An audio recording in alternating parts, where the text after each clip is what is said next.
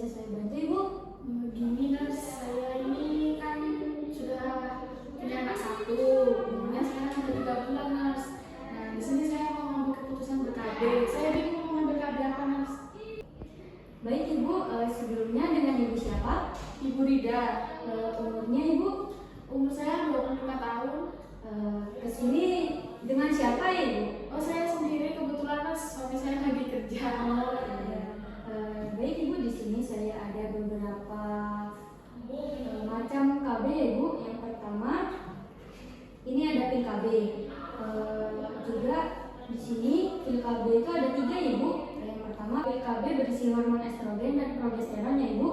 Untuk mekanisme kerjanya itu, yang pertama untuk mencegah pematangan dan pelepasan sel telur. Yang kedua, mengentalkan lendir leher rahim sehingga menghalangi penetrasi pada sperma. Yang ketiga, membuat dinding rongga rahim tidak siap untuk menerima dan menghidupi hasil pembuahan. Yang kedua, pil KB berisi hormon progesteron. Hormon estrogen sengaja tidak bisa diberikan pada mereka karena hormon tersebut dapat menekan produksi ASI, Bu. Dengan pemakaian pil ini, si ibu bisa mencegah kehamilan. Sedangkan si kecil tetap bisa mengonsumsi ASI dengan jumlah cukup.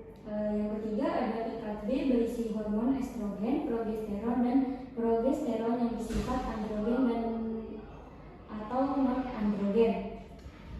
Namun kasus seperti ini masih jarang terjadi, Bu. Juga di sini ada keuntungan pil KB, Bu. Yang pertama, sangat efektif bila dipakai dengan benar. Yang kedua, tidak mengurangi kenyamanan hubungan suami istri. Dan yang ketiga, menstruasi menjadi teratur, lebih sedikit dan lebih singkat waktunya, juga mengurangi rasa nyeri haid. Juga pil KB ini tidak hanya ada keuntungannya Ibu, tetapi ada kekurangannya juga. Yang pertama ada mual, yang kedua pendarahan, yang ketiga bisa sakit kepala ringan. Juga di sini ada yang namanya pil suntik Ibu. Yang pertama suntik per 1 bulan. Yang kedua suntik per 3 bulan. Keuntungannya KB suntik itu cocok untuk mencegah kehamilan atau menjarangkan kehamilan dalam jangka panjang dan kesuburan dapat pulih kembali. Tidak hanya ada keuntungan, juga KB suntik ini juga ada kerugiannya Ibu. Yang pertama perubahan pola air biasanya pada tahun pertama pemakaian. Juga pendarahan bercak dapat lama. Yang ketiga jarang terjadi pendarahan yang banyak. Seperti ini ya Ibu contohnya, bisa dilihat ya Ibu. Terus yang ketiga ada KB implan. Seperti ini ya Ibu penjelasannya.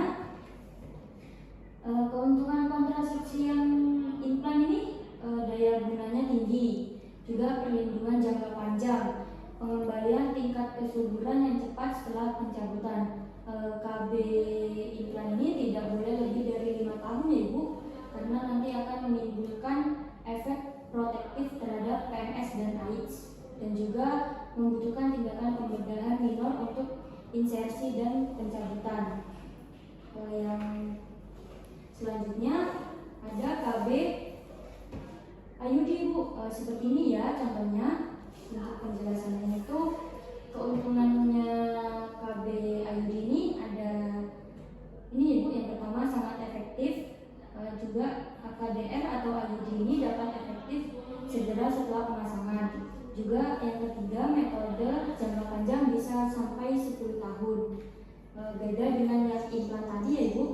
Juga tapi ada kelemahannya juga Ibu. Yang ini ada efek sampingnya itu bisa perubahan siklus haid, bisa haidnya itu lebih banyak dan lebih lama juga. Yang kedua ada komplikasi lain, merasa sakit dan kejang selama 3 minggu atau 5 hari. Yang terakhir tidak mencegah IMS termasuk HIV atau AIDS. Baik Ibu, di sini setelah saya jelaskan KB IUD ini termasuk KB yang non hormonal. Juga ada KB kondom. Kondom itu alat kontrasepsi penghalang yang digunakan oleh perempuan dan laki-laki yang dipakaikan pada kemaluan pria pada saat ereksi atau wanita ke dalam kemaluan wanita, yang bertujuan untuk mencegah masuknya air mani ke dalam organ reproduksi wanita yang dilindungi untuk mencegah kehamilan atau penyakit kelamin. Untuk KB yang terakhir ini yaitu KB steril ya Ibu atau permanen. KB ini menggunakan sistem operasi yang nantinya ibu sudah tidak bisa memiliki anak lagi karena KB ini sudah dilakukan secara operasi Ibu. Jadi udah rahimnya ibu udah disterilkan untuk tidak bisa punya anak lagi. Kalau saya nanti ke depannya mau punya anak lagi gimana? Saya di sini punya saran Ibu. Sebaiknya ibu masih muda juga, sebaiknya ibu masih menggunakan KB yang suntik aja Ibu, bisa 1 bulan atau yang per 3 bulan. Bagaimana Ibu? Apakah ada yang ditanyakan lagi? Sudah. Baik Ibu, di sini penjelasan saya tentang KB sudah selesai. Jika sudah tidak ada yang ditanyakan, terima kasih Ibu atas waktunya. Ya, sama-sama. Terima kasih Ibu. Terima kasih juga. Ya Ibu.